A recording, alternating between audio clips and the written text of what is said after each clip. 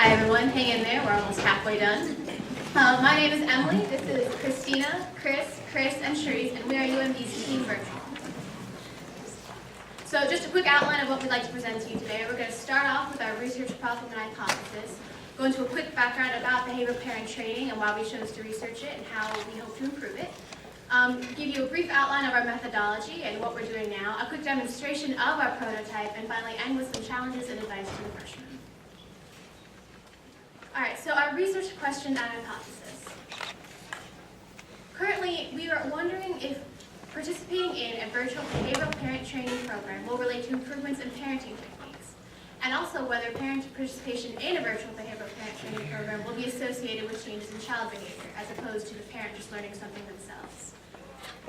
With that, we hypothesize that a virtual behavioral parent training program will relate to improvements in parenting techniques and improvements in child behavior. And by improvements, we mean that there will be a decrease in maladaptive parenting techniques and bad child behavior, concurrently occurring with an increase in good parenting techniques and good child behavior. So you've heard me mention the term a couple of times. You may be wondering, what is behavioral parent training? Why do we care about it? Why does it need to be improved? So behavioral parent training is a general framework to help parents understand their child's inappropriate behavior and use strategies to adapt to it appropriately and to change it. Most behavioral parent training programs rely on the HAMP model. The HAMP model basically says that the best way to improve a child's behavior if a child has a conduct problem or disorder is to change parenting practices and to change the way that a parent reacts to that behavior, as these sorts of reactions will predict how the child will behave later on. So the main goals of behavioral parent training are to educate parents about how their behavior and reactions to their child's behavior will predict child's behavior in the future, to strengthen the child-parent relationship and to reduce parent stress associated with interacting with their child, and to improve parent and child behavior, which, as I mentioned before, is an increase in good child behaviors, a decrease in bad child behaviors, an increase in good parenting techniques with a concurrent decrease in bad parenting techniques. Behavioral parent training is a general framework for this therapy, so there are a bunch of individualized programs that differ in their formats. So one particular format is where a parent meets with a therapist one-on-one. Sometimes they'll interact with the child in a room, as in the first picture up there. And the therapist will give personalized feedback to the parent. Another more cost-effective method is a group format, in which a therapist meets with a group of parents and goes over general parenting strategies and techniques. So why do we care about behavioral parent training? Well, it's been shown to be one of the most evidence-based therapies around, especially for the treatment of ADHD. So evidence-based in therapy simply means that behavioral parent training practices are based on current and valid research, and that behavioral parent training programs have been tested and retested using empirical research methods. And so these research studies have shown that behavioral parent training has a number of positive outcomes for parents who participate. One of the first is that it reduces parent stress and improves the parent-child relationship because of the stress reduction. Also, there have been noted changes in child behavior so that there is an increase in good child behavior and a decrease in bad child behavior. And it's shown to teach parents proper behavioral parenting techniques. Additionally, this research is taking place across a number of different settings and countries and with a number of specialized populations, and is found to be effective in all of these places, including specialized populations of divorced parents, depressed parents, and single parents. So with all of these wonderful strengths, you may wonder why we're even doing research on this program at all. Well, it turns out there are a number of challenges with behavioral parent training, which this team hopes to address. So one of the most obvious challenges with any therapy is the cost. Since a parent would be working with a therapist one-on-one or even in a group, cost can be a major deterrent for enrollment. Additionally, the literature has identified a number of different variables that impact the attendance of the program. And all these variables pretty much relate to the accessibility of the program. Since it is a therapy, it usually takes place in a clinical setting, so locations may be inconvenient for parents, especially if parents live in a rural area. Additionally, parents are very stressed out. They have busy schedules, they work, they do errands, they take care of their children, and they may not have the time to devote to attending weekly, bi-weekly, monthly sessions with a therapist. Other important factors to consider are whether or not the parent will have consistent access to childcare and transportation. And all these variables affect parents of different types, but are especially poignant to parents of low socioeconomic status, as they are going to be less willing to incur the cost of therapy and also less able to find childcare and transportation as a general rule. Another factor that we found in our review is that parents can benefit from the use of booster sessions or mini refresher courses about the topic so that they can stay up to date on their parenting, can have any of their questions answered. However, if you want to attend a booster session, you also need to incur a cost and find a convenient location. So these are deterrents for parents benefiting fully from behavioral parent training. So Team Virtual plans to address these challenges by creating an interactive, virtual, online, video game-based tool that teaches parents behavioral parent training. And this type of tool would have a number of benefits. First and foremost is that an online video game or an interactive tool is going to be much more cost-effective than paying for a therapist. Additionally, since it's online, it's going to be way more convenient. A parent's not going to have to rearrange their schedule, figure out whether the car has gas or take the metro, hire a babysitter, do any of those things in order to benefit from behavioral parent training. All they're going to need is an internet connection and some spare time. And with that, since it's an online tool, it's going to be very easy for the parent to play and replay and use and reuse this program if they don't understand the concept, if they just want a refresher course, until they feel like they've really mastered these concepts. So I'm going to hand it over to Christina so we can talk about our methodology. Thank you, Emily. All right, so the first stage in our methodology is the development of our prototype. When we began to develop our prototype, one of our biggest concerns was how we were going to take the theory applied in behavioral parent training and put it into our game. What we decided would be the most effective way to bring that therapy into our game is to take each individual skill a parent needs to learn by the end of behavioral parent training and make that an individual lesson. So they have 5 separate skills that they need to learn throughout this training, which means we have 5 lessons in the game. Each lesson is going to be composed of about 6 scenarios. These scenarios allow the parent to practice the skill in different environments. So you might have one scenario where the child is getting ready to go to school in the morning, another scenario where the child is drawing a picture with their parent during playtime, another scenario while you're in the kitchen making dinner, and so on and so forth. All of these scenarios within the same lesson will enforce the same skill, or reinforce the same skill, but just allow the parent to practice it in a variety of settings so they're able to generalize their knowledge. The first 2 lessons presented in behavioral parent training in our game are attending and rewarding, and these 2 skills focus on increasing positive child behavior and allowing the parent to let the child direct the play and more of the interactions.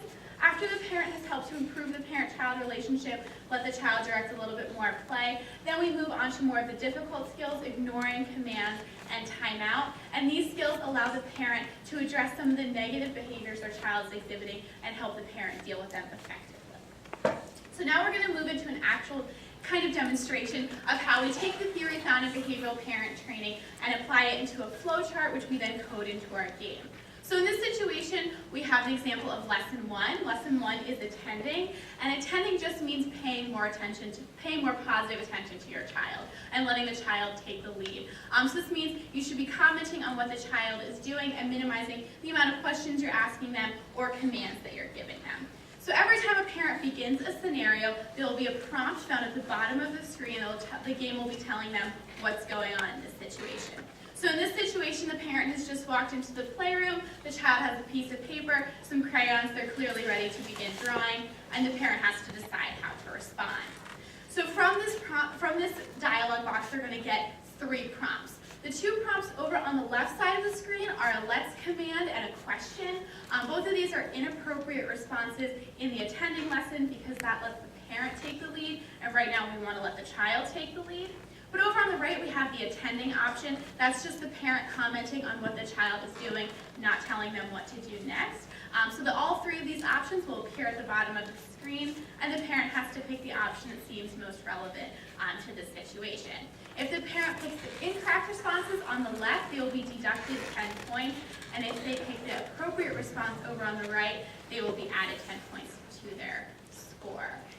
The result of an inappropriate response is going to lead to a disengaged child response. You can see over here on the left, both the yellow and the blue boxes have led to just an okay response. The child is not very excited. You may also see them respond here as, I don't care, whatever you want, I'm not interested. Something to let the parent know they really don't care about what's going on. And this will also be reflected in the facial expressions of our child avatar, which you will see a little bit later on in our presentation. However, if the parent has chosen the correct response, in addition to getting 10 points added to their score, they're also going to get a much more engaged child response. Here the child is really excited. There's an exclamation point at the end of their sentence. They're going to draw a picture. They can't wait. And you'll see that going on and on throughout the lesson. After each child responds, the parent again has all three prompt options: the question, the command, and the intent. Excuse me. Once we finish our prototype, we're going to need to move on to beta testing, which is going to be done predominantly with college students, and that's going to be done to assess our game mechanics. After that, we'll be able to move on to our participant recruitment and testing. We plan to test about 10 to 30 parents of children ages 3 to 5, and we will recruit them through flyers in a local college park community. As they play through our game, they'll have multiple means. We will have multiple means of collecting data on them. The first two ways we're going to do that is through the Alabama Parenting Questionnaire and the Brief Problem Checklist. Both of these are surveys that will be administered 3 times throughout the course of our game to allow us to understand child behaviors, parent behaviors, and the parent-child relationship. We will also administer the treatment attitudes inventory to give us an idea of how the parents felt about the game, and we will also be collecting in-game data on both the timing, how long it takes them to answer each question, and the score they're getting in each scenario. So for our game, we decided to do everything in Adobe Flash. More specifically, we will be doing our coding and ActionScript 3. This provides benefits for both us and for our audience, in that we can host this Flash file on a website. So for the users, all you need is you need the website URL. You need a login ID, which we'll provide to the users, and you need a password. But with those pieces of information, you can access our game from anywhere. And this is also useful for us because since the users will have an internet connection because they'll be playing the game, data collection is really easy because since they already have an internet connection, the data can just be sent directly to us from their computers.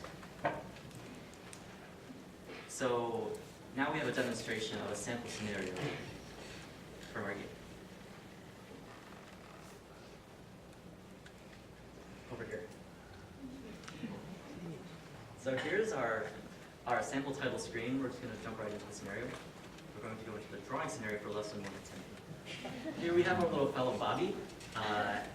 Down at the bottom we have this dialog box which describes what's happening at the moment. Your child sits down at the table in the playroom, grabs some crayons, and starts to scribble on the paper. Here, the user is prompted with 3 different choices. As Christina said, 2 of these choices are inappropriate for this lesson. One of them is the attending option. So if we choose the attending option, the child's happy, your score goes up, and he replies in an excited fashion.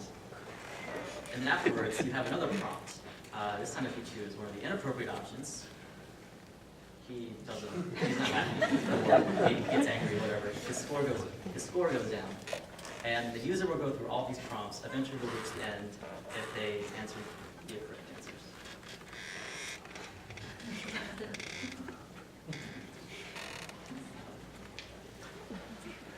Thank you, Chris, for that demonstration. So now we just want to wrap up with some advice we have for all of the freshmen in the audience.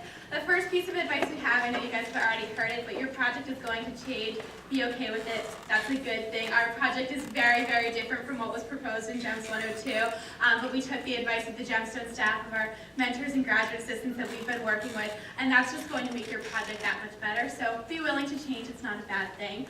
The second most important thing we have learned is about communication. We are clearly the smallest team in the junior cohort, but we still do need to work on our communication skills. We have gotten a lot better about that.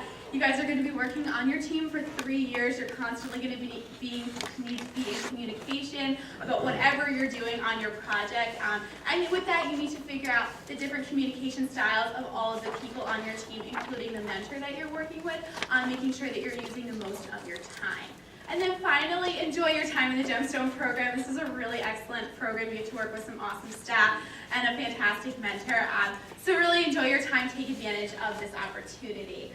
Before we wrap up, we want to send some special thanks out to Anupam and Greg, who are 2 graduate assistants that have been working tirelessly with us for the past 3 semesters. Emily Winter, who is a high school student who's been helping us with a lot of our coding. Dr. Andrea Canas-Toscano, who is a professor in the psychology department, who has helped us out with a lot of the behavioral parent training theory. Of course, our fabulous mentor, Dr. Yanis Aliamanos, and all of the fantastic Gemstone staff who has helped us through every part of our project. So we are Team Virtual. Do you guys have any questions for us?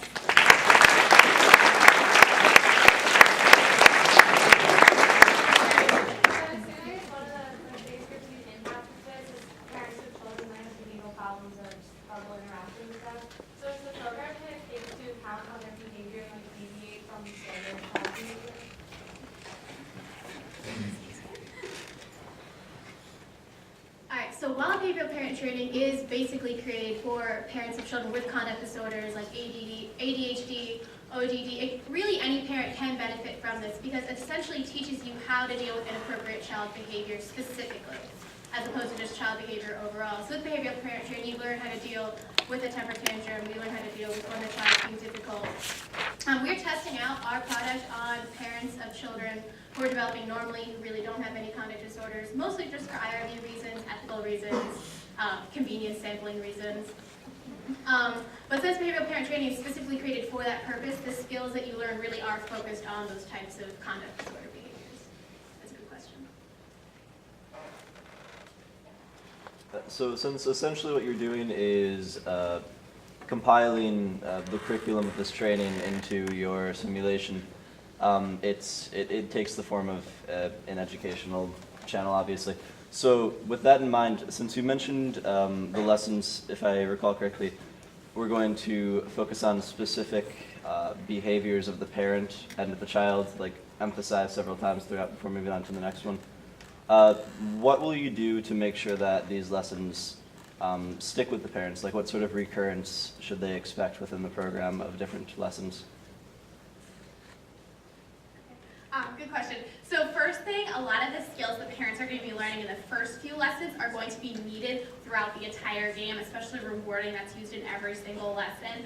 So they will be constantly using that throughout gameplay. Another thing, one of the biggest benefits of having this in an online platform allows parents to go back and use this as a booster session. They don't need to go buy a new version of the game or go see a therapist. They can redo it on their own. So if a parent gets to lesson 5 and they're good on everything, but they just can't remember the right way to reward, they can go back to lesson 2 and replay those scenarios a couple times over until they feel confident with that skill. Thanks. So you just mentioned replaying the scenarios over and over until they feel comfortable. And I was wondering, are these scenarios going to be, and with the demo, the demo you showed would suggest this, but are these scenarios going to be static, or each time that the parent goes through them, are they going to be the same scenario? And I mean, of course, they'll be the same scenario, but it'll be the exact same sequence of questions and responses and stuff like that. It just seems to me that if it were a bit more dynamic, then it would impress upon the parents a bit more.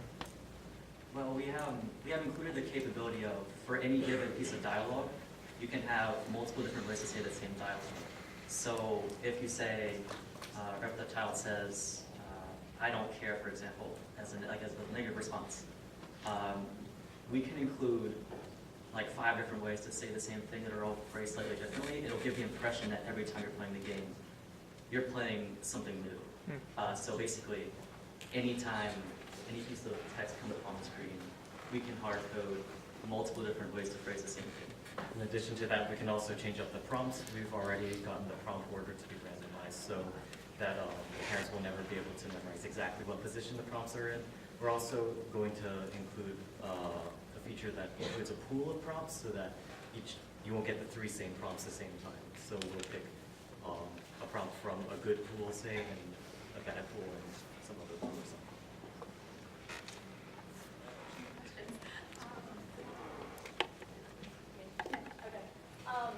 So when you answer the questions, does it explain the reasoning behind your answer, whether you get it right or wrong? Or could parents just guess and get it by chance?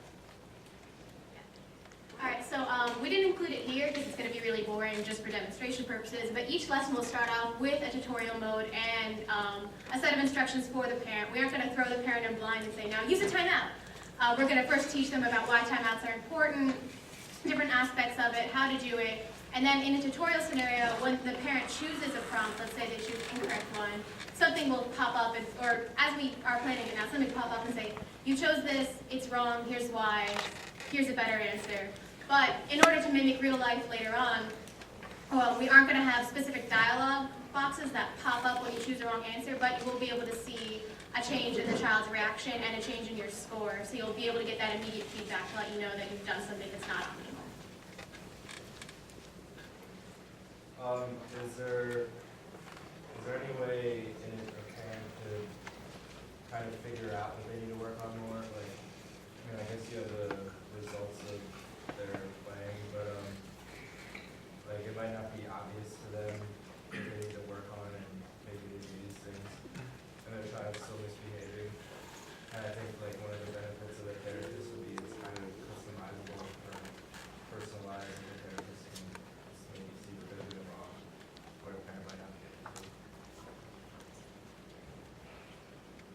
very good point. So the parents are going to have to get a certain score in a lesson overall to be able to move on to the next set of skills. And once they open up the game, lesson 1 will be the only lesson available. Lessons 2 through 5 will all be blacked out, so they won't even be able to try to cheat the system and go on to the next lesson. So that's kind of one of the ways that we will be monitoring how well the parents are doing, and if they're not doing well in these scenarios, then they're going to need to repeat those, go through all 6 scenarios, make your repeat scenario once or twice to make sure they fully understand the concept before they move on to the next lesson. Yes, we're so popular. I'm going to okay, Tom. What's the time frame that you expect on completing the demo, completing the beta test, and starting to get results? Okay, I'll answer it again. All right, so we expect to have our prototype, keep fingers crossed, done by the end of the semester, definitely into winter break, and then we plan to do our beta testing beginning of winter break, maybe the beginning of next semester if needed, but next semester is mainly going to be focused on collecting our data from our actual participants. Not worry, we have a way of keeping them on their own. What they say is what they mean. It's not like All right, well, I'm so sorry, but we unfortunately have no more time for questions, but you guys can ask us any questions you want after. Yeah. Thank you.